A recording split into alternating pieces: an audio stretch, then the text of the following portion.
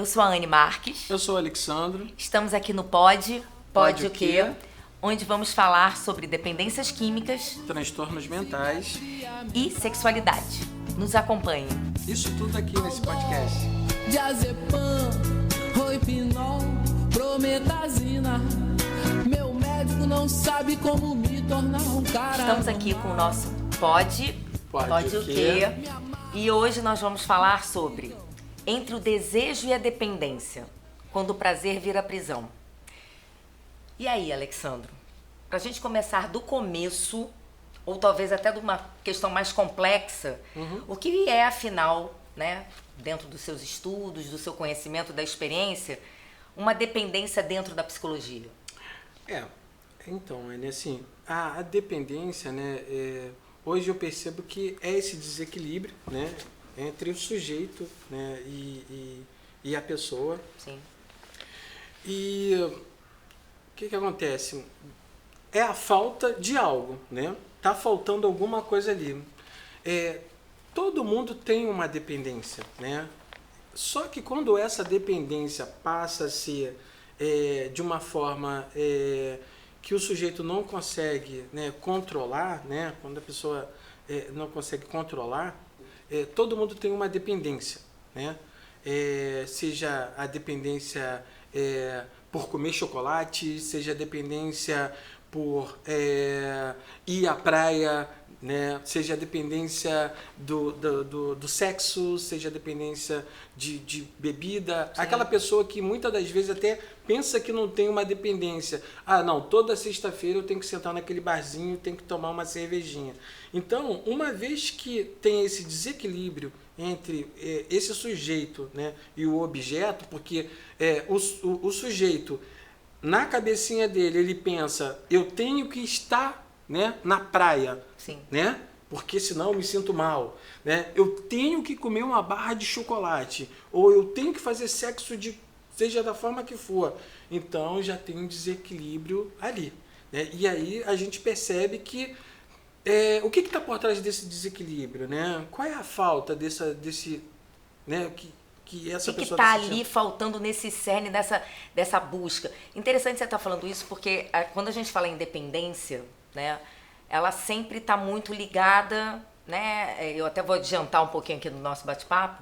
Se fala em dependência, a gente pensa logo o quê? Dependência química. Sim, né? Sim. Mas hoje a gente vem percebendo, exatamente da forma que você colocou, entre o sujeito e o objeto, que existem dependências também que elas vão perpassando, né? Sim. Então, hoje você tem uma dependência emocional, você tem uma dependência, né, uma compulsão sexual, uma dependência por compra, uma compulsão alimentar. São todas dependências que são meio, né, colocadas às vezes assim de lado, porque dependência é só química. Sim. E não é. Sim. Né? Foi como você falou, às vezes a pessoa tem, eu vou fazer ginástica, por exemplo, com dependência de exercício. Né? Você percebe, tem até casos da pessoa, né, se machucar, né? Sim. Por estar ali, né, causar uma lesão grave por conta de, né, tá ali o tempo todo fazendo, né, o exercício excessivamente. E é uma dependência. Sim, não deixa de ser uma dependência. Exatamente. Mais interessante, você fala assim, eu vou mais adiante, né? A gente vai pensando aqui, e aí você pensa assim, tá, ok, mas a pessoa está fazendo exercício, bom, beleza. Né? Mas é um chocolate, pô, legal, um doce, né? Mas é a praia, pô, caramba, contato com a natureza. Então, isso não é pejorativo, mas quando se trata do álcool e outras drogas, né, isso é deixado de lado. Não, pô, calma aí, né? Essa pessoa tem um vício, né? E isso a sociedade não vê, né? Sabe o que me faz vir aqui à cabeça, né? Falando de dependências, né? Você percebe que assim, eu tô com dor de cabeça, né? Eu atendo vários familiares, né? E aí na queixa desse dependente químico, seja da dependência que for. Então, mas a pessoa não se dá conta do seguinte, tô com uma dor de cabeça, pego lá e tomo um comprimidinho. Comprimido, um analgésico. Hoje está muito na moda o seguinte, né? Cara, tô me sentindo angustiado, Rivotril, né? Mas quem é o dependente químico? É o filho, é o marido, é a filha. Sim. Né? Eu não. Quem tem problema com drogas é ele, mas eu não tenho. Né? Não sei se de repente você consegue, já pensou a respeito sobre isso. Já pensei bastante, inclusive no sentido de culpabilidade. Né? Tipo assim, o outro, e aí a gente está falando um pouco do olhar para si, né? Sim. Dentro da dependência, eu acho que vale a gente falar sobre isso, que e a família? E o parceiro ou a parceira, né? De ter esse olhar que é muito difícil, mas que é o que você falou, né? Eu tô com uma dor de cabeça, eu tomo um remédio. Eu tô com angústia, eu tomo um remédio. É o que a gente falou da medicalização. Sim. Né? Então, para dormir, para acordar, para se sentir bem, para focar. E que, ok, os remédios, eles estão ali para ajudar. Mas a gente precisa pensar que dentro de um cerne, né, da dependência química, né, do alcoolismo, ou de qualquer outra dependência, da gente olhar as relações. Sim. Que é o que você começou a falar perfeitamente, entre a pessoa e o sujeito. Sim. Entre a pessoa e o objeto. Entre a pessoa e o objeto, exatamente. Né? Desculpa a falha. E aí, é interessante, né? Porque esse termo dependência, ele costuma, como eu falei, ser muito associado às drogas. Né? Lícitas e ilícitas. Mas ele é muito mais amplo do que isso, como a gente falou. A gente vê isso se manifestando em tantas áreas da vida. E aí a gente começa a pensar, por que então a dependência, se essa relação entre o sujeito e o objeto, essa falta, né, de algo, e eu sempre digo também uma coisa que eu não sei se você vai concordar comigo, que uma dependência, ela se torna, né, a dependência ela existe quando ela está prejudicando, né, a estrutura funcional daquela pessoa, e que também pode ser pelo excesso. Eu não sei se você já teve algum caso de algum atendimento em que às vezes a pessoa está com tanta coisa na vida que ela busca o quê? Uma válvula de escape. Então, quando a gente fala da dependência como falta, que é o que é mais comum, né? Seja por um trauma, seja por lá na criança, no adolescente, ou até na vida, né, adulta, a gente também vê um excesso. E é o que a gente vê muito hoje, né? Exatamente. É o excesso da informação, eu tenho que estar com tudo na hora, eu tenho que ter informação em tudo, eu tenho que estar bonito, arrumado, eu tenho que estar no emprego, eu tenho que dar conta disso, daquilo. Isso também pode levar a uma busca de uma válvula de escape, de um prazer momentâneo, de uma parada momentânea de esquecimento dos problemas, que leva à dependência. Eu não sei quem foi que falou, né? Não me lembro agora, mas todo excesso esconde uma falta, né? Sim. Mas é verdade. Todo excesso... Eu não sei quem foi o autor, não sei se foi Freud, não sei, não me lembro, não me recordo agora. Mas, e aí o que nós observamos hoje, né? As redes sociais, né? Hoje, eu já tive casos, você perguntou, né, do cliente se queixar de estar num restaurante com a namorada, né? E aí a pessoa não largar ali do telefone.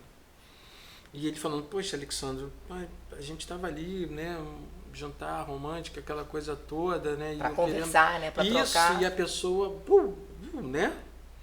Então, tá aí, olha a dependência de uma rede social. Saiu até uma matéria esses dias, se eu não me engano, falando, né? Da cegueira, como é que é? Uma coisa assim, se eu não me engano. Depois até pesquisar, porque eu não, né, para não falar bobagem aqui.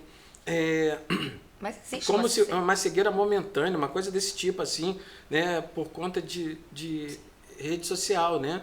Tá ali o tempo todo por conta de tela, né?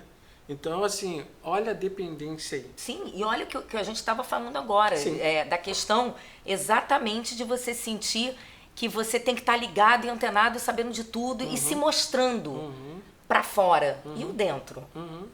Né? Então a dependência, para mim, né, eu acredito que dentro de tudo que a gente sempre conversa e troca, ela está muito ligada desse olhar, dessa ausência do olhar para si.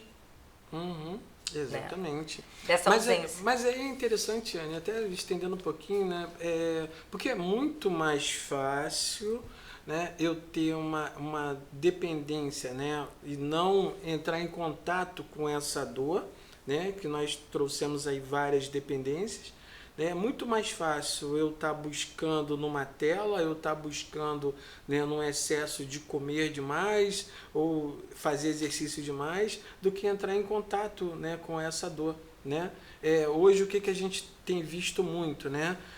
As pessoas querendo respostas rápidas, buscando através das IAs que tem por aí, porque é assim, a IA, né, ajuda muito, mas vai estar falando ali, né, aquilo que de pronto, né, o sujeito quer saber, né? E sem subjetividade, porque Exatamente. Se a gente perguntar para a IA, estou sofrendo, né, estou usando, né, vai responder genericamente. Sim. E não para o João, para Maria, Sim. né, para o Marcelo, Sim. para a Joana, não vai, porque não sabe a história daquela pessoa, o sentimento que aquela pessoa naquele momento está sentindo. Sim. Então, assim, é curioso, né, porque cada um de nós, quando chega a esse tema, quando entra na questão da dependência, no meu caso foi muito pela clínica, né, quer dizer, na nossa experiência conjunta, né, tanto na clínica, no hospital, né, como também no atendimento. Sim. E aí eu comecei a atender pessoas com dependência química e eu percebi o quanto esse sofrimento estava ligado justamente a essa ausência de olhar para si, a estar sozinho e não querer acessar esse sofrimento, né? E a falta de estar realmente se entregando a isso. A gente, antes de começar a gravar, eu estava contando aqui pro Alex que eu tenho feito vídeos, né, no TikTok sobre dependência, e o quanto eu recebo muitas pessoas assim, me ajuda, desse pronto atendimento, Sim, né? sim, me ajuda, sim. Mas é um processo que precisa de muito envolvimento dessa pessoa para se olhar e acessar essas dores. Então, é quase que aquilo que você falou, quero resolver para ontem. É interessante que assim, né? Que é a tela, né? A gente o que fica pronto, né? Eu tava vendo a notícia esses dias, né? Pronto, em 3 minutos só miojo. Só miojo. Adorei. Pronto, só miojo. E detalhe, né? Aquele pozinho não faz bem. Exatamente. Não estou falando contra, tá, gente? Só estou falando que não faz bem, é químico, né? Exatamente. E aí, engraçado, esse tema todo, ele foi me levando a estudar o tema da repetição.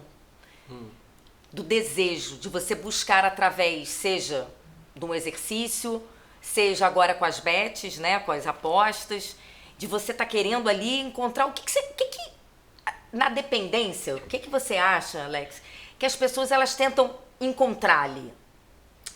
Olha, as pessoas, né, por esse tempo todo, né, estando envolvido, a experiência, né, que eu adquiri, a observação que eu faço, né, é querer aliviar uma dor, sabe?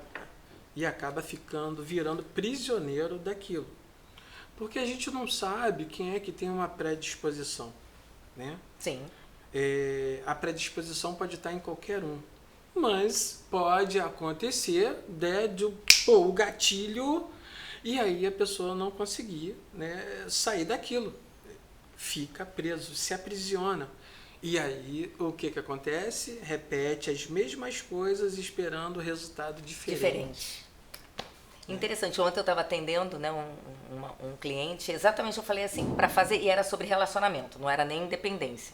Até acho que tinha uma questão de dependência emocional, né, que é algo também que a gente vai falar em outros episódios, mas fazer igual, querendo um resultado diferente, não tem como. Por isso esse imediatismo. A pessoa ela não quer passar por um processo que vai ser muito mais, vamos dizer, inteiro de se olhar e de se perceber no mundo e perceber essa dor, essa falta, né? Porque você está ausente de si.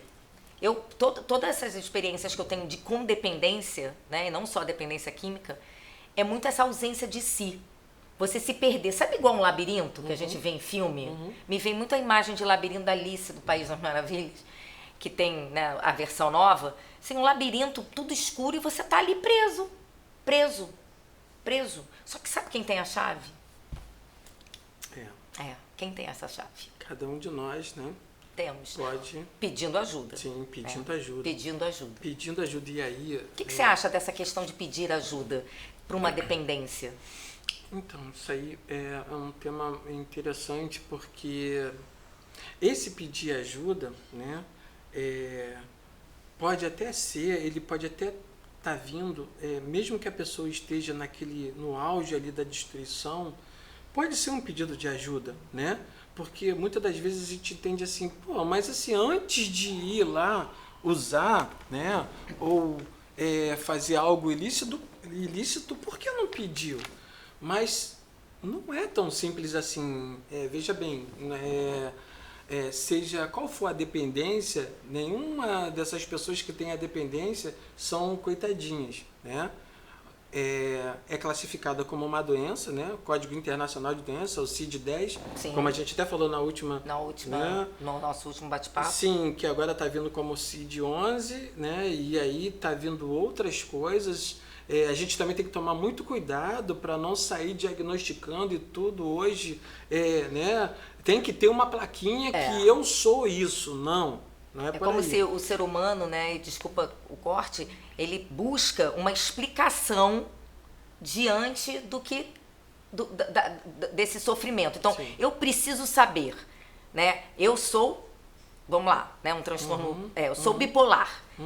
Eu sou borderline. Não, por que ter placa? Eu sou um dependente.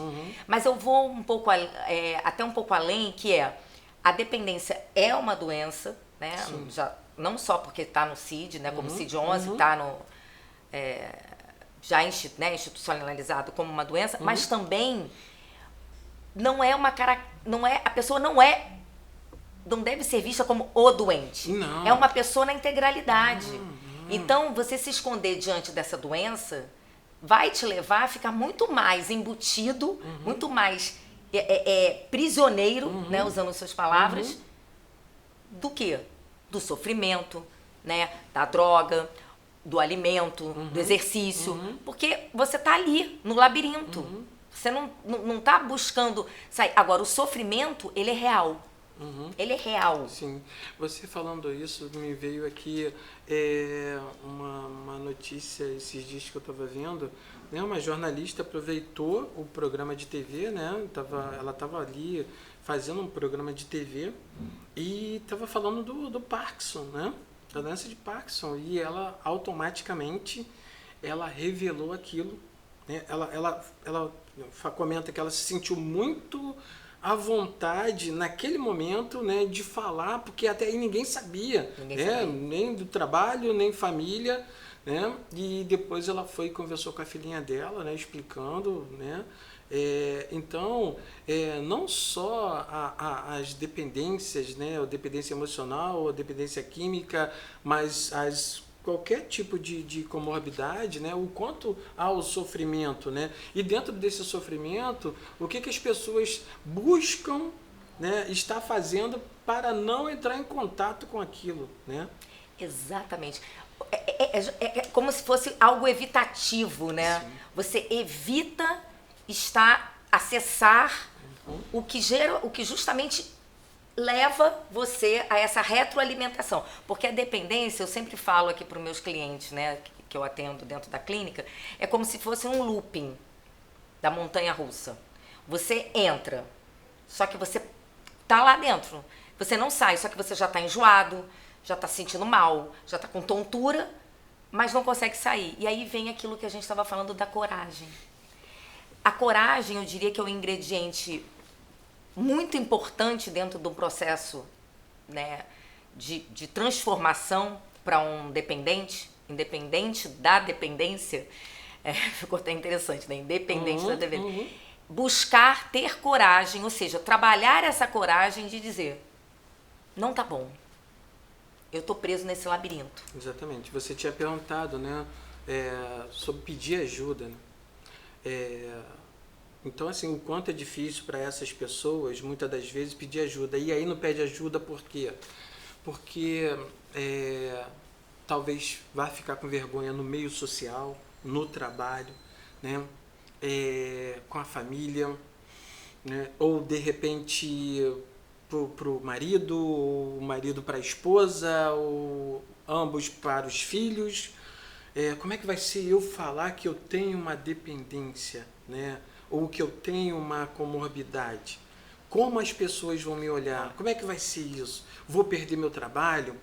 Por isso a dificuldade. E aí, muitas das vezes, voltando lá para a dependência química, o que essa pessoa faz para, de repente, mostrar que está precisando de ajuda? Vá lá e faz uso, seja lá do que for. Sim. Né? Então, é muito relativo essa coisa do pedir ajuda. Porque não é tão simples bater numa porta de do psicólogo, do psiquiatra, olha, eu estou precisando de ajuda. Né? Eu lembro um determinado momento que uma família veio me procurar e aí aquela queixa por conta dos filhos, aquela coisa toda, eu identifiquei ali que quem estava mais precisando de ajuda era a esposa, né? E aí eu sugeri ali, né? Enfim, a esposa ficou, né? Fizemos um trabalho, tal, porque era muita ansiedade, né? Numa espera que os filhos, isso ou aquilo ou outro, né? E, no entanto, não olhava para si. Não olhava para si, exatamente. Né? Olha só que interessante. Mas você falou, a gente está falando da coragem, de pedir ajuda, mas o que eu falo, para acessar essa coragem, é importante reconhecer. Sim. Né? Reconhecer, não, eu tenho uma doença, eu tô nesse labirinto fictício, nesse looping, eu preciso de uma ajuda. E óbvio, né, não é fácil falar para o familiar, seja pai, mãe, parceiro, parceira, irmão, não é. Mas é fundamental que a gente, que esse dependente, ele se reconheça como uma pessoa, né, e aí a gente volta na questão da integralidade, e possa sim agir, né? Eu falo que é ação. Eu tenho uma cliente que, de dependência, ela não está mais comigo, mas eu tenho muito carinho por ela e ela fez um quadro, né? Eu estou aqui no meu consultório, que ação é mágica. Então eu diria que dentro do processo de transformação de qualquer dependência, a ação, agir, é que faz a mágica. E essa mágica é ter a liberdade, né? Porque todo mundo pode escolher, né? A gente amanhece escolhendo, né? Eu escolho estar aqui hoje, né? Gravando, ou não vou. Enfim, então todos nós temos essa possibilidade de escolhas. Né? Escolhas que se torna liberdade, né? Essa liberdade de sair desse núcleo adoecido, né? Para poder seguir em frente. Não é fácil, como você mesmo falou. Não é. Né? A gente está falando, a gente tem a experiência de pessoas que chegam na internação, se internam e olham vários problemas que se tem numa internação. O médico não vem me atender no horário certo, o psicólogo não veio falar, o grupo não aconteceu na hora. A comida daqui é horrível, né? Essa coisa. E aí você percebe assim, cara, o cara tá lá, né? Tá no uso, né?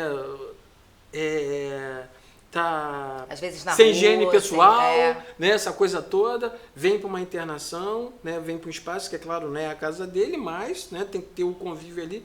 Está sendo medicado, está sendo visto, mas ainda assim, e muitas das vezes acontece dessa família, né? Do familiar adoecido tirar. Né? Sim. Tirar. Não, vou tirar porque meu filho não merece isso. Teve até uma vez que eu falei para uma família assim, olha, o que a senhora acha melhor? O seu filho está aqui dentro ou está na mão do traficante? Né? Exatamente. O risco né, do mundo lá fora. Sim. É pesado? É pesado, né? Uma família ouvir isso, mas é a realidade. Não tem como passar, né, a mão na cabeça diante de uma situação dessa. E aí a gente trazendo não só para uma internação, mas trazendo também para a clínica, né, no dia a dia, da terapia, do atendimento, quantos clientes também já passaram, não conseguiram se manter, saíram, quantos a gente vê o esforço também de estarem lutando, e mesmo os que não conseguiram muitas vezes manter, a gente percebe o quanto também batalharam para isso, porque não é fácil.